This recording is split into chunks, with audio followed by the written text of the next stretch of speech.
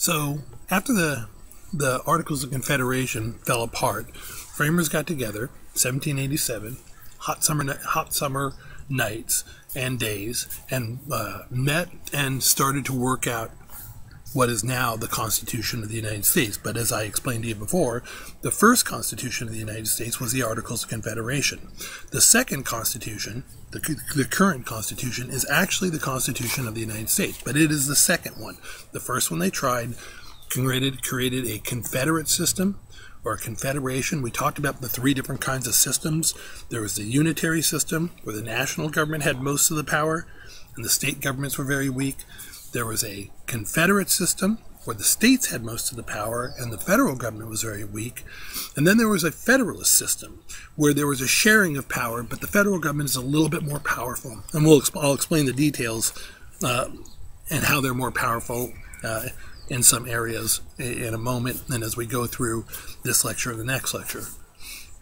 But the key here is that the Constitution of the United States is the second Constitution of the United States. Now, the two groups that were sort of battling over the Constitution were the Federalist Party and what we now call the Anti-Federalist Party. I think the reason we call them Anti-Federalists is because in that struggle over the Constitution and over the ratification of the Constitution, they lost. The Federalists were the ones who were in favor of adopting the Constitution. The Anti-Federalists were the ones who were against adopting the Constitution, and as we know now, the Federalists won. So I want to briefly, just very briefly, talk about what the Federalists were in favor of and what the Anti-Federalists were in favor of, right? And then we'll move on to what happened at the Constitutional Convention. The Federalists had seen what had happened during Shays' Rebellion. They had seen the unrest that had happened, that was going on, and they realized that this Confederate system wasn't working. That what we needed was a federal government that had a little bit more power, a little bit more strength. And so they went ahead and they supported a stronger federal government and also a stronger executive, a stronger president. They realized that we needed somebody at the helm who was going to be in charge. And under the Articles of Confederation, the president really had no power whatsoever. And so the Federalists were the ones who supported a stronger central government and a stronger president.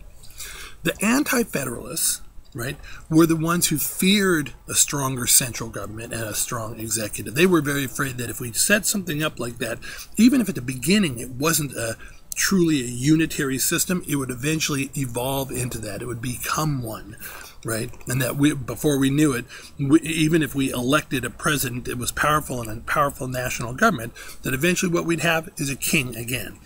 So whereas the Federalists wanted to completely toss out the Articles of Confederation, just trash them and go ahead and start with a new document, the Anti-Federalists wanted to go ahead and just tweak the Articles of Confederation to make it a little bit more, to make the government a little more responsive, to make it so the federal government could respond to problems like Shays' Rebellion, but again, they lost.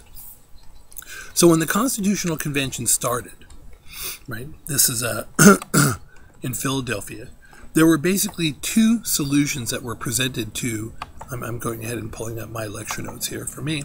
There were basically two solutions that were presented to the people at the convention. There was the Virginia plan, that's also referred to as the Big State Plan, and there was the New Jersey plan that's referred to as the Small State Plan. Now, Virginia's bigger than New Jersey, but it wasn't just the size. I'm not talking about the Big State Plan because they just had more land mass. Virginia was a big state plan because they were very populous, they had a very large economy, they were a very powerful state. New Jersey, not so much. So first we're going to talk about the Virginia plan. Then we're going to talk about the New Jersey plan, and very little about the New Jersey plan, but that's what happens when you lose, when you're the losers in history. Nobody spends that much time talking about you. Or people don't spend that much time talking about you. Any case. And I'm also going to use the discussion about the Virginia plan to go ahead and introduce some new ideas that we're going to be talking about over the course of the semester. So we're going to kind of go through this slowly. Part of it is to introduce some new ideas, and I'll tell you when we're at those ideas. So what I want to do first is I want to go over the Virginia plan itself. And I'm more interested in you understanding why the big states would benefit from this plan if it had been adopted than I am you memorizing the details of it. Okay, so it's the key here is to understand why this plan would have benefited the big states.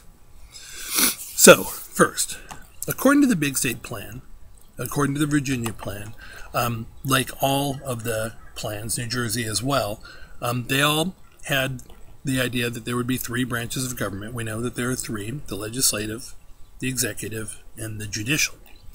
And in the Virginia plan, the way it was going to work is the legislative branch was going to be a bicameral legislature. And that's on your notes, and you'll see the little colon after it, a bicameral legislature. And what that basically means, not even basically, what that means is when you have a bicameral legislature, that means that there are 2 houses. There are 2 separate bodies that make up the legislative branch. So, for example, in the United States, we have a House of Representatives and we have a Senate, and together they make up Congress. That's a bicameral legislature. In the state of California, we have a state assembly and we have a state senate. Together they make up the legislative branch, right? That's bicameral. There are 2 houses. Now there are some places that just have 1 house. I think Nebraska, there's just one. There's just one group. There's just one. That's called a unicameral legislature. So bicameral means 2, unicameral means 1. Now the way that, according to the Virginia plan, and I hope that's clear, so just make sure that you understand that, and if you want to, you can just pause this thing. You don't, if I keep yakking, you can just pause it and say, okay, wait. Or you can play it over again if it didn't make sense. But bicameral means that there are 2 separate institutions, 2 bodies, and that together they make the legislative branch. In a unicameral setting, there's just 1. So in the bicameral legislature, the lower house, so there are 2 different houses in the legislature, 2 different bodies. What they call the lower house, I don't know why, was to be chosen directly by the people. So people would go to the polls and they would actually vote for who they wanted to be their representatives in the lower house. We call that a direct election. That's a direct election. D-I-R-E-C-T. D-I-R-E-C-T. A direct election. That's when we get to vote directly for our representatives. We vote, they count up the votes, whoever gets the most votes wins. That's a direct election. And now here's the new term that I'm going to introduce along with the along with bicameral, is the lower house was going to be based on, so every state, right? Every state was going to have representatives, and these representatives were all going to be chosen by the people in their states. The number, and they were going to use something called proportional representation. Sounds like 2 big words put together, not that big of a deal though. All proportional representation means is that the number of representatives that a state gets is based on their population.